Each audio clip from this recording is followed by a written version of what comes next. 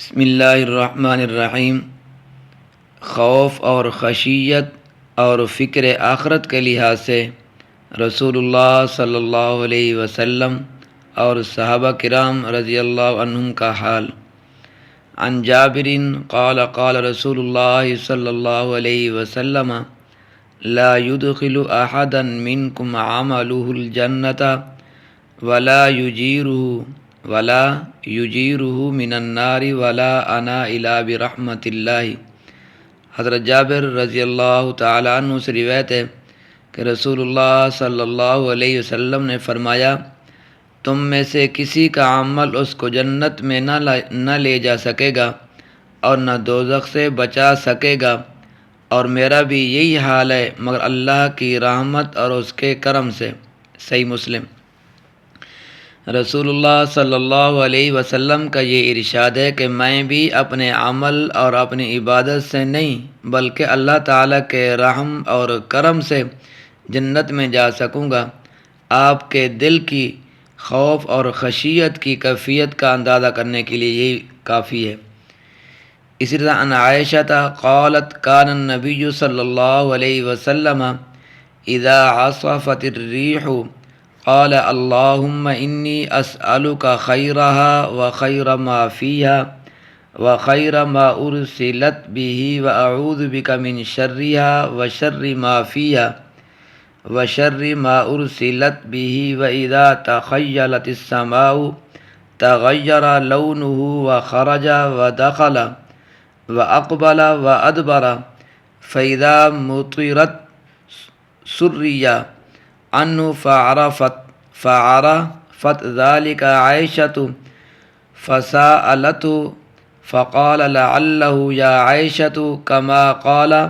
قوم عاد فلما رأوه عارضا مستقبل أوديتهم قالوا هذا عارض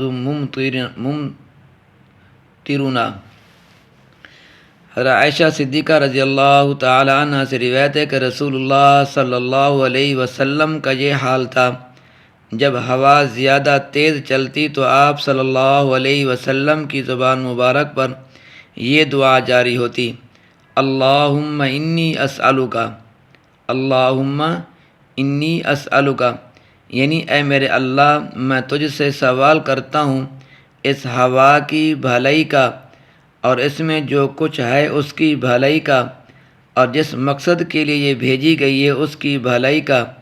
اور میں تجھ سے پناہ مانگتا ہوں اس کے شر سے اور اس میں جو کچھ ہے اس کے شر سے،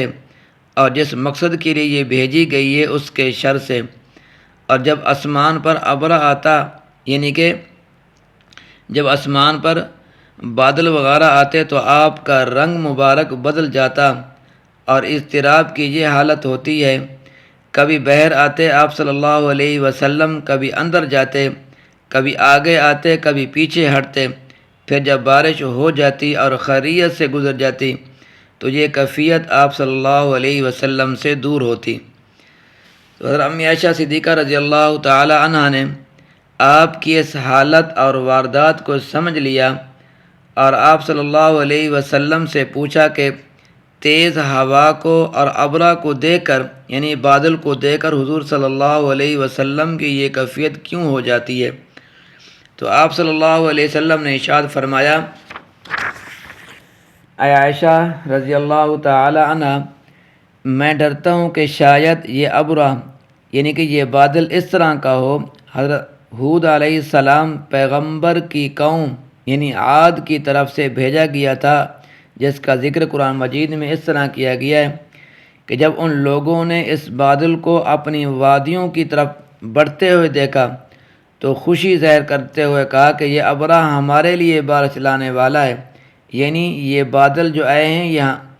ہمارے لیے بارش لانے والے ہیں۔ حالانکہ وہ بارش والا ابرا نہ تھا، وہ بارش والے بادل نہیں تھے، بلکہ وہ ایک آندھی کا ہلاکت خیز طوفان تھا جو ان کو تباہ کرنے ہی کے لیے آیا تھا۔ یہ صحیح بخاری اور صحیح مسلم کے اندر ہے۔ یعنی حضرت امی عائشہ صدیقہ رضی اللہ تعالی عنہ کی اس حدیث کا حاصل اور مقصد صرف یہی ہے کہ حضور صلی اللہ علیہ وسلم کے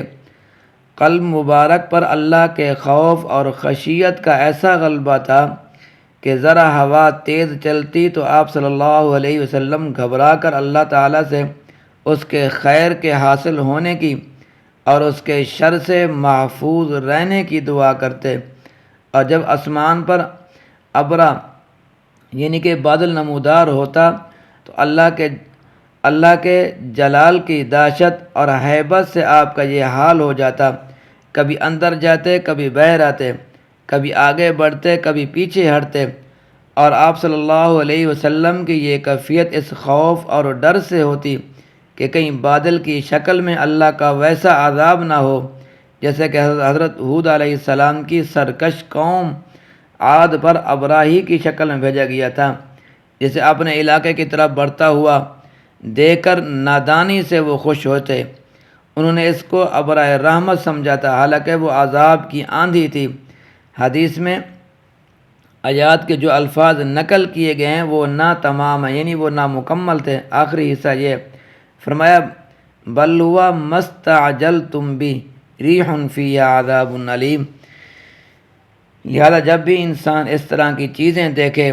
بادل دیکھے، تو اللہ سے رحمت کی امید کرے، یا اللہ رحمت کی بارش عطا کرنا،